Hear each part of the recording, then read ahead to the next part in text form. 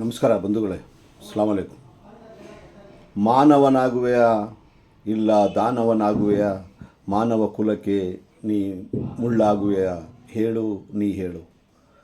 ಕುಲ ಕುಲ ಕುಲವೆಂದು ಹೊಡೆದಾಡದಿರಿ, ಕುಲದ ನೆಲೆಯನ್ನೇನಾದರೂ ಬಲ್ಲಿರ. ಕರ್ನಾಟಕದ ಮಹಾಜನತೆಗೆ ನಮಸ್ಕಾರ. ನಾನು ಬ್ಯಾಂಕ್ ಶಫಿ. ಬಂಧುಗಳೇ, ನಿಜವಾಗ್ಲೂ ಇವತ್ತು ನನಗೆ ತುಂಬ ನೋವಾಗಿದೆ. ಏಕೆಂದರೆ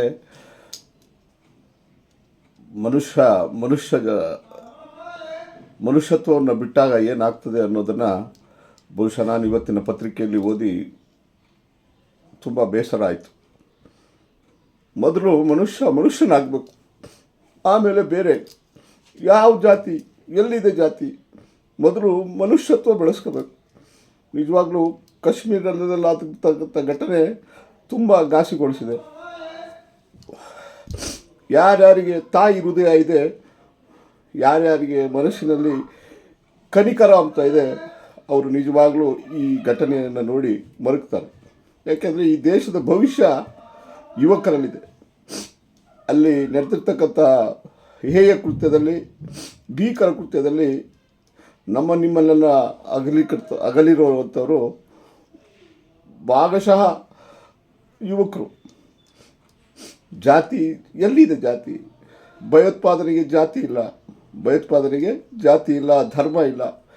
ಈ ಕೃತ್ಯವನ್ನು ಜಾತಿ, ಮತ, ಭೇದ ಎಲ್ಲವನ್ನು ಮರೆತು ನಾವು ಖಂಡಿಸ್ಬೇಕಾಗ್ತದೆ. ಎಲ್ಲಿದೆ ಜಾತಿ? ಏನು ಹೇಳಿದ್ರು ಪ್ರವಾದಿ ಮೊಹಮ್ಮದ್? ಅಲ್ಹಮ್ದುಲಿಲ್ಲಾಹಿ ರಬ್ಬಿಲ್ ಆಲಮೀನ್. ಇಡೀ ಮಾನವ ಕುಲಕ್ಕೆ, ಇಡೀ ಪ್ರಪಂಚಕ್ಕೆ ಅವರು ರಹಮತುಲಿಲ್ ಆಲಮೀನ್, ಕರುಣೆಯ ಭಿಕ್ಷೆಯನ್ನು ನೀಡಿರ್ತಕ್ಕಂಥವ್ರು. ಬಸವಣ್ಣವರು, ದಾರ್ಶನಿಕರು ಸಹ ಅದೇ ಹೇಳಿದ್ದು. ಮೊದಲು ಮನುಷ್ಯರಾಗಿ, ಆಮೇಲೆ ನೀವೇನಾದರೂ ಆಗಿ. ಯಾವ ಧರ್ಮ, ಯಾವ ಜಾತಿ, ಯಾವ ಪಂಗಡಗಳಲ್ಲಿ ಶಾಂತಿ ತುಂಬಿರುತ್ತೋ ಅಲ್ಲಿ ಜೀವನ ಸಮೃದ್ಧಿಯಿಂದ ಇರುತ್ತದೆ. ಇಲ್ಲ ಅಂದರೆ ಇಂತಹ ಘಟನೆಗಳು ಸಂಭವಿಸ್ತವೆ. ಬಂಧುಗಳೇ, ಈಗ ನೀವು ಎಲ್ಲ ಯಾರು ಮನುಷ್ಯರ ಜಾತಿಯಲ್ಲಿ ಹುಟ್ಟಿದ್ದೀವಿ, ನಾವೆಲ್ಲ ಮಾಡಬೇಕಾಗಿರ್ತಕ್ಕಂಥ ಒಂದೇ ಒಂದು ಕಾರ್ಯ, ಇದನ್ನು ಖಂಡಿಸಬೇಕು. ಯಾಕೆಂದರೆ ನೀವೆಲ್ಲ ಮೊದಲು ಮನುಷ್ಯರು, ಆಮೇಲೆ ಜಾತಿ. ಎಲ್ಲಿದೆ ಜಾತಿ?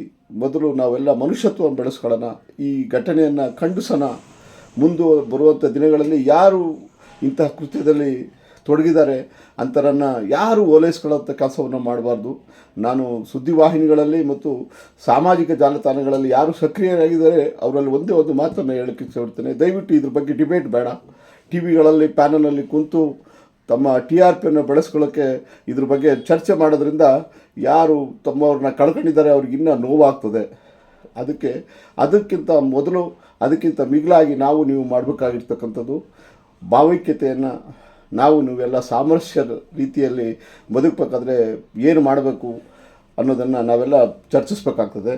ಈ ದೇಶದ ಉದ್ಧಾರಕ್ಕಾಗಿ ನೀವೆಲ್ಲ ಚರ್ಚಿಸಬೇಕಾಗ್ತದೆ. ಅದನ್ನು ಬಿಟ್ಟು ಬೇಡದೇ ಇರೋ ವಿಷಯದಲ್ಲಿ, ಬೇಡದಿರ್ತಕ್ಕಂಥ ಇಂಥ ಕ್ಷುಲ್ಲಕ ವಿಷಯಗಳಲ್ಲಿ ಡಿಬೇಟ್ಗಳನ್ನು ಮಾಡಿಕೊಂಡು ಚರ್ಚೆಯನ್ನು ಮಾಡೋದ್ರಿಂದ ಇನ್ನೂ ಪ್ರಕ್ಷುಬ್ಧತೆ ಬೆಳೀತದೆ. ದಯವಿಟ್ಟು ಅದಕ್ಕೆ ಅವಕಾಶವನ್ನು ಕೊಡಬಾರ್ದು. ಇಂತಹ ಸಮಯದಲ್ಲಿ ನೀವೆಲ್ಲ ಮಾಡಬೇಕಾಗಿರ್ತಕ್ಕಂಥದ್ದು ಇಂತಹ ವಿಷಯಗಳನ್ನು ಖಂಡಿಸಬೇಕು. ಯಾಕೆಂದರೆ ಯಾರು ತಮ್ಮ ಬಂಧುಗಳನ್ನು ಕಳ್ಕೊಂಡಿದ್ದಾರೆ ಅವರಿಗೆ ಗೊತ್ತು ಅದರ ದುಃಖ. ನಾವು ವೇದಿಕೆಗಳಲ್ಲಿ ಅಥವಾ ಪತ್ರಿಕೆಗಳಲ್ಲಿ ನೋಡಿ ಅದರ ಬಗ್ಗೆ ಬರೀ ಚರ್ಚೆ ಮಾಡೋದ್ರಿಂದ ಏನು ಪ್ರಯೋಜನ ಆಗೋದಿಲ್ಲ. ಅದಕ್ಕೆ ಯಾರು ತಮ್ಮ ಇರುವಿಕೆಯನ್ನು ತೋರಿಸಲಿಕ್ಕೆ ಇಂತಹ ಘಟನೆಗಳಲ್ಲಿ ತೊಡಗಿಸ್ಕೊಳ್ತಾರೆ ಅವರಿಗೆ ಸರಿಯಾದ ಸಂದೇಶವನ್ನು ಕಳಿಸ್ಬೇಕಾಗ್ತದೆ. ನಮ್ಮ ಬೆಂಬಲ ಇಂಥ ಕೃತ್ಯಗಳಿಗಿಲ್ಲ, ನಾವು ಇದನ್ನು ಖಂಡಿಸ್ತೇವೆ. ಅದು ಯಾರೇ ಆಗಿರ್ಬೋದು, ಯಾವುದೇ ಸಮುದಾಯ ಆಗಿರ್ಬೋದು, ಯಾವುದೇ ಜಾತಿ ಆಗಿರ್ಬೋದು, ಇಂತಹ ಘಟನೆಗಳಿಗೆ ನಮ್ಮ ಬೆಂಬಲ ಇಲ್ಲ.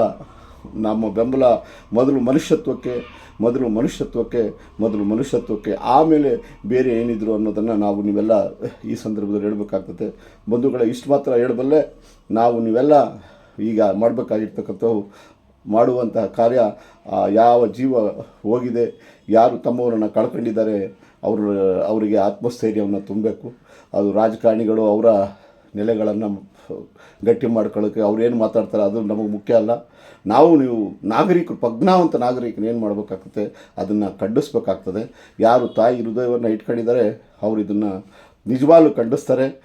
ಇದನ್ನು ಒಂದು ಚರ್ಚಾ ವಿಷಯವಾಗಿ ಮಾಡ್ಕೊಳ್ಳೋದೇ ಹೊರತು ಇದನ್ನು ಮಾನವೀಯತೆ ದೃಷ್ಟಿಯಿಂದ, ನಾಗರಿಕರ ದೃಷ್ಟಿಯಿಂದ ಒಬ್ಬ ಪ್ರಜ್ಞಾವಂತ ನಾಗರಿಕರು ಏನು ಮಾಡಬೇಕು ಅದನ್ನು ಮಾಡ್ತಾರೆ ಅಂತ ನಾನಂತೂ ಹೇಳ್ತೇನೆ. ನನಗಂತೂ ವೈಯಕ್ತಿಕವಾಗಿ ತುಂಬ ದುಃಖ ಆಗಿದೆ.